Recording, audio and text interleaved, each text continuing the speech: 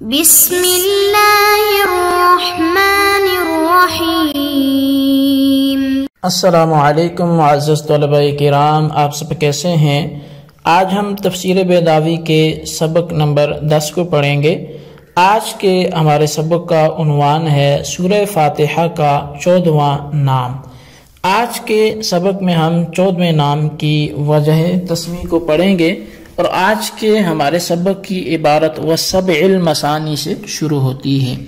آئیے سب سے پہلے عبارت پڑھ کے اس کا ترجمہ کرتے ہیں، اس کے بعد وضاحت کی طرف بڑھتے ہیں۔ مصنف علیہ رحمہ لکھتے ہیں وَسَبْعِ الْمَثَانِي لِأَنَّهَا سَبْعُ آیَاتٍ بِالْاتِّفَاقِ، اور سورہ فاتحہ کا نام سبع مثانی رکھا گیا اس لیے کہ اس کی بالاتفاق 7 آیات ہیں۔ إلا أن منهم من عد التسمية آية دون أنعمت عليهم ومنهم من عكس، مگر یہ کہ بعض علماء نے تسمیہ کو آیت شمار کیا ہے، نہ کہ انعمت علیہم کو،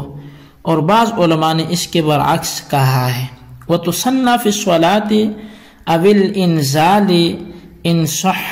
أنها نزلت بمكة حين فرضت الصلاة وبالمدينة لما حولت القبلة، اور یہ اس لیے کہ نماز میں دہرائی جاتی ہے یا نازل کیے جانے میں دہرائی گئی ہے، اگر یہ بات ثابت ہو جائے کہ یہ مکہ میں نازل ہوئی جس وقت نماز فرض ہوئی، اور مدینہ میں نازل ہوئی جس وقت تحویل قبلہ ہوا۔ وقد صح انها مکیۃ لقوله تعالی ولقد آتیناک سبعا من المثانی وهو مکی، اور تحقیق یہ بات تو صحیح ہے کہ یہ مکی ہے اللہ تعالیٰ کے اس فرمان کی وجہ سے، وَلَقَدْ آتَيْنَاكَ سَبْعًا مِّنَ الْمَثَانِي، اور البتہ ہم نے آپ کو 7 مثانی عطا کی، اور یہ آیت مکی ہے۔ جی طلباء کرام، یہ تھی ہمارے آج کے سبق کی عبارت اور اس کا ترجمہ۔ آئیے اب اس کی وضاحت کی طرف بڑھتے ہیں۔ یہاں سے سورہ فاتحہ کا 14واں نام یعنی 7 مثانی ذکر کیا جا رہا ہے، اور اس کی وجہ تسمیہ کو بیان کرتے ہیں، جس کا حاصل یہ ہے کہ 7 مثانی مرکب ہے 2 لفظوں سے۔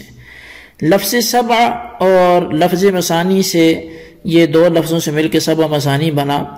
7 کے معنی 7 کے ہیں، اور 7 کی وجہ کہ اس صورت پر 7 کا اطلاق کیوں ہوا، تو 7 کی الگ وجہ ہے، مثانی کی الگ وجہ ہے۔ تو 7 کی وجہ یہ ہے کہ سورہ فاتحہ کے اندر بالاتفاق 7 آیتیں ہیں، تو اس لیے اسے 7 بول دیا گیا۔ اب وہ جو 7 آیتیں بالاتفاق ہیں، وہ شمار کرانے میں الگ جہت سے ہیں، یعنی شمار کرانے میں اس طور پہ ہوں گی کہ جو لوگ بسم اللہ کی جزئیت کے قائل ہیں کہ بسم اللہ سورہ فاتحہ کا جز ہے، تو وہ بسم اللہ کو پہلی آیت مانتے ہیں،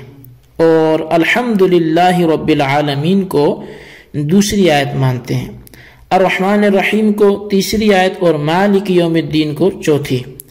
اور ایاک نعبد و ایاک نستعین کو وہ 5ویں آیت مانتے ہیں، اور اہدنا الصراط المستقیم کو 6ٹھی آیت، اور صراط والذین سے آخر تک والضالین تک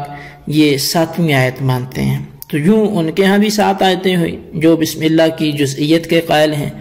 اور جو لوگ بسم اللہ کو سورہ فاتحہ کا جز نہیں مانتے تو وہ الحمدللہ رب العالمین کو پہلی آیت مانتے ہیں، اور بقیہ آیات اسی ترتیب سے چلتی ہیں، اور صراط والذین انعمت علیہم کو وہ 6ٹھی،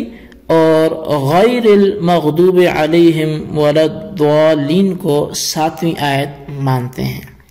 بہرکیف یہ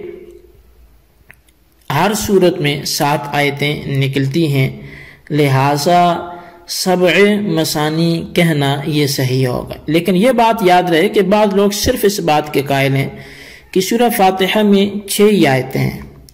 اور اس کی صورت یہ ہے کہ وہ بسم اللہ کو آیت نہیں مانتے، اور صراط الذین انعمت علیہم یہ آخر تک ایک آیت شمار کرتے ہیں، تو بس اس انداز سے ٹوٹل 6 آیتیں ہو جاتی ہیں۔ اور بعض لوگ 8 آیتوں کے قائل ہیں، اور وہ اس کی صورت یہ بناتے ہیں کہ بسم اللہ کو بھی ایک الگ آیت مانتے ہیں، اور صراط الذین سے علیہم تک 7ویں آیت شمار کرتے ہیں، اور اس کے بعد اخیر تک والضالین تک 8ویں آیت شمار کرتے ہیں۔ تو بہرحال ان دو مسلکوں پر اگر نظر رکھی جائے تو پھر امام بیضاوی پر بھی اعتراض ہو سکتا ہے کہ انہوں نے تو کہا تھا جی کہ بالاتفاق سورہ فاتحہ کی 7 آیات ہیں، تو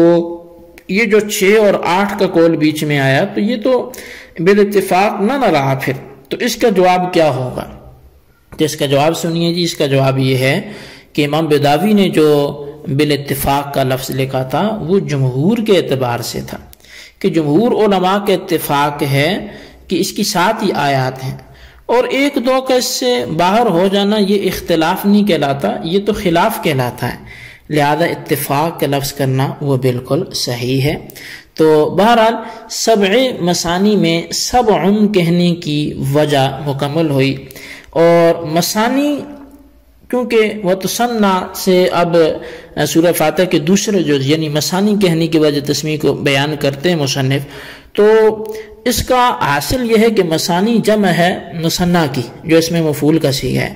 جیسے کہ مناہی جمع ہے منہی کی، اور مثنیٰ کے معنی ہے بار بار کی ہوئی چیز۔ اب سورہ فاتحہ کو مثانی کے نام کے ساتھ اس لیے موسوم کیا ہے کہ یہ نماز میں بار بار پڑھی جاتی ہے، یا اس لیے بھی کہ اس کو 2 مرتبہ نازل کیا گیا۔ ایک مرتبہ تو سورہ فاتحہ مکے میں فرضیت صلاۃ کے وقت نازل ہوئی، اور دوبارہ مدینے میں تحویل قبلہ کے وقت نازل ہوئی۔ قاضی صاحب کے الفاظ سے یہ معلوم ہوتا ہے کہ مدینے کے اندر اس کا دوبارہ نزول یہ ضعیف ہے،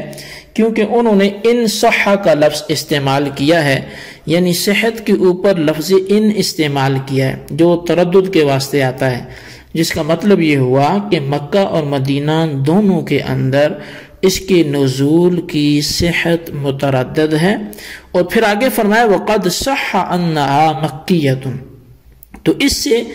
یہ ثابت ہو گیا کہ مدنی ہونا ان کے ہاں ضعیف ہے، اور اس کے ضعف پر دلیل یہ دیتے ہیں کہ جو چیزیں قرآن پاک ہونے کی حیثیت سے نبی علیہ السلام پر نازل ہوئیں وہ مستقل صورت ہونے کی حیثیت رکھتی ہیں۔ اب اگر سورہ فاتحہ کا نزول 2 مرتبہ مانتے ہو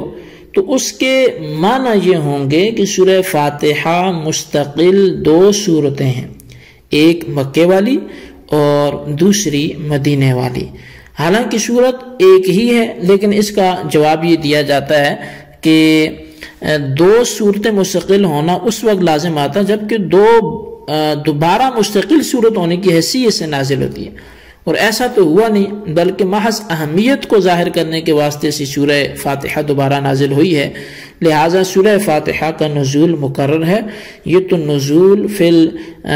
مدینہ کے بارے میں کلام تھا، لیکن مکہ کے اندر نزول چونکہ یقینی ہے، اور قاضی صاحب نے اس کے مکی ہونے کی دلیل یہ دی ہے کہ اللہ تعالیٰ کا فرمان ہے وَلَقَدْ آتَيْنَاكَ سَبْعًا مِنَ الْمَثَانِي۔ اب یہ سورہ فاتحہ کے بارے میں سورہ فاتحہ کے بارے میں یہ آیت نازل ہوئی، کیونکہ اس کے ذریعے سے اللہ تعالیٰ نے حضور علیہ السلام پر احسان جتایا، اور یہ آیت خود مکی ہے، تو اس کے معنی یہ ہوئے کہ اللہ تعالیٰ نے سورہ فاتحہ عطا کرنے کا احسان مکے میں جتایا، اور جب احسان مکے میں جتایا تو ضروری ہے کہ سورہ فاتحہ کا نزول بھی مکے میں ہو چکا ہو، ورنہ تو لازم آئے گا اس چیز کا احسان جتانا جو ابھی تک نہیں دی گئی، اور یہ بات اللہ تعالیٰ کی ذات سے چونکہ مستبعد ہے تو لہٰذا یہ بات ماننی پڑے گی کہ چونکہ اس آیت کا سیاق و سباق اہل مکہ کے بارے میں ہے اور یہ ان کے بارے میں نازل ہوئی، تو اس لیے یہ قرینہ ہے اس بات پر کہ وَلَقَدْ آتَيْنَاكَ سَبْعًا مِنَ الْمَثَانِي یہ مکی ہے، اور جب یہ آیت مکی ہے تو سورہ فاتحہ کا مکی ہونا یہ یقینی ہو گیا، تو اس لیے مصنف علیہ الرحمہ نے بڑے وثوق سے مکے کے حوالے سے یقیناً وہ بات کی اور مدینے پر ضعف کا اشارہ کیا۔ تو جی طلبہ کرام، یہ تھی ہمارے آج کے سبق کی عبارت اور اس کا ترجمہ اور اس کی وضاحت جو آپ نے سماعت کی۔ تو آج کے لیے اتنا ہی کافی ہے۔ آج ہم نے سورہ فاتحہ کے جو 14 نام تھے وہ ہمارے مکمل ہوئے۔ آئندہ ہماری گفتگو اس سے آگے بڑھے گی، جتنا ہو گیا اس کو اچھی طرح نوٹ کریں، اپنے رجسٹر پر اس کے خلاصے کو لکھیں اور بالخصوص ان سوالات کے جوابات دیں۔ سوال نمبر 1 یہ ہے کہ سبع مثانی مفرد ہے مرکب، وجہ تحریر کریں۔ اور سوال نمبر 2 یہ ہے کہ سورہ فاتحہ کو مثانی کہنے کی وجہ کیا ہے، اس کی وجہ تحریر بالدلیل کریں۔ اللہ تبارک و تعالیٰ سے دعا جو کچھ ہم نے پڑھا سنا اسے یاد رکھنے کی توفیق نصیب فرمائے، آمین بجاہ النبی الامین صلی اللہ علیہ وسلم۔